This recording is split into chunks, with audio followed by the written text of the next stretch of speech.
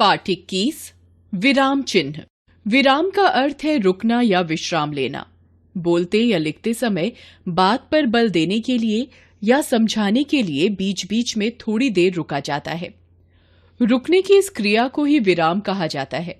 अपने मन के भावों या विचारों को पूर्णतया स्पष्ट करने के लिए वाक्य के बीच में अथवा अंत में जिन चिन्हों का प्रयोग किया जाता है उन्हें विराम चिन्ह कहते हैं। विराम चिन्हों का प्रयोग न किए जाने पर वाक्य का अर्थ समझ नहीं आता। यदि विराम चिन्हों का सही प्रयोग न किया जाए तो अर्थ का अनर्थ भी हो सकता है। विराम चिन्हों के प्रयोग में स्थान भिन्नता पर अर्थ परिवर्तित हो सकता है, जैसे रुको मत जाओ, रुको मत जाओ। ऊपर दिए गए दोनों वाक्यों में केवल विराम चिन्ह के प्रयोग के कारण अर्थ में भिन्नता आ गई है। प्रमुख विराम चिन्ह निम्नलिखित हैं: पूर्ण विराम, अल्प विराम, अर्ध विराम, उपविराम, प्रश्न सूचक चिन्ह, विस्मय सूचक चिन्ह, विवरण चिन्ह, निर्देशक चिन्ह, उद्धरण चिन्ह, कोष्ठक चिन्ह, योजक चिन्ह, लाघव चिन्ह। पूर्ण विराम। वाक्य के पूर्ण हो जाने पर पूर्ण विराम का प्रयोग किया जाता है।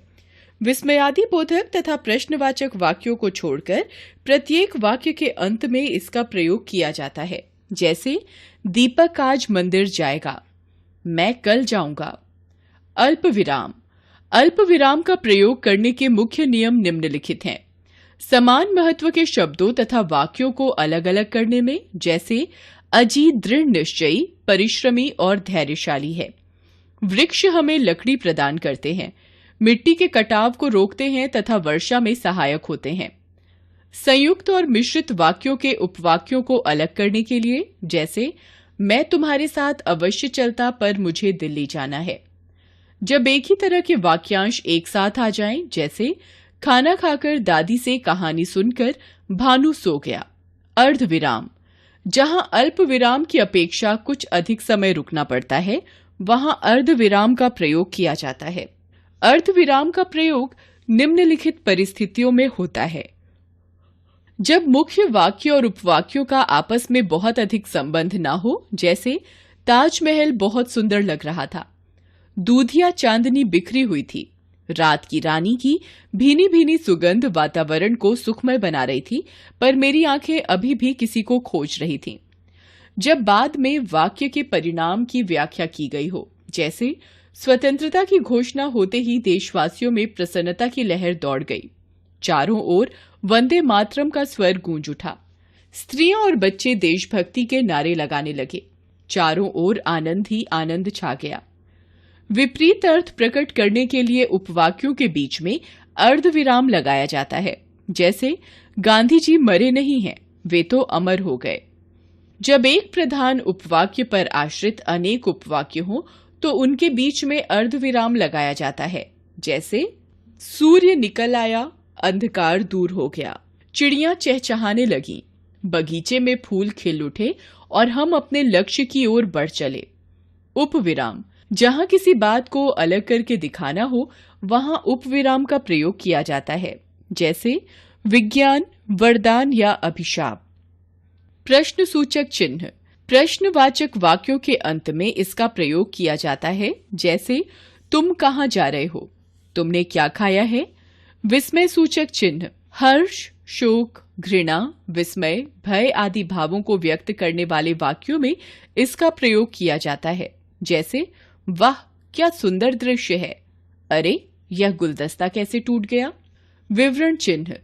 जब किसी बात को समझाना हो अथवा निर्देश देना हो तो विवरण चिन्ह का प्रयोग किया जाता है, जैसे पुस्तकालय के लाभ निम्नलिखित हैं।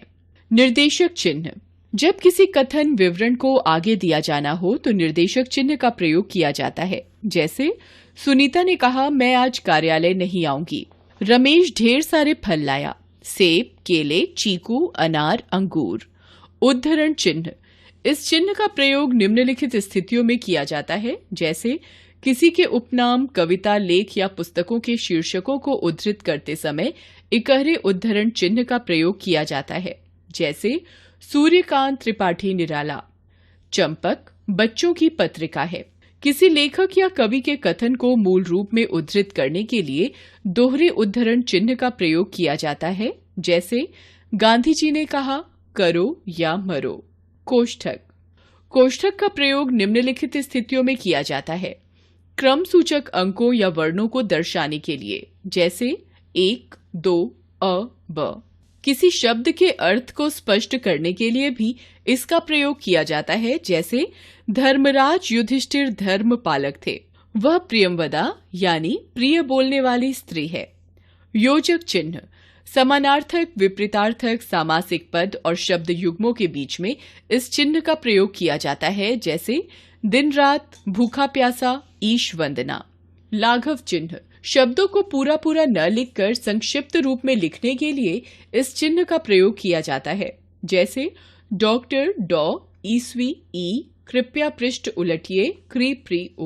आपने सीखा, वाक्यों में विराम को प्रकट करने के लिए विराम चिन्हों का प्रयोग किया जाता है। हिंदी में प्रमुख विराम चिन्ह हैं पूर्ण विराम, अल्प विराम, अर्ध विराम, प्रश्न सूचक चिन्ह, उपविराम, विस्मय सूचक, विवरण, निर्देशक, उद्धरण, कोष्ठक, योजक और लाघव।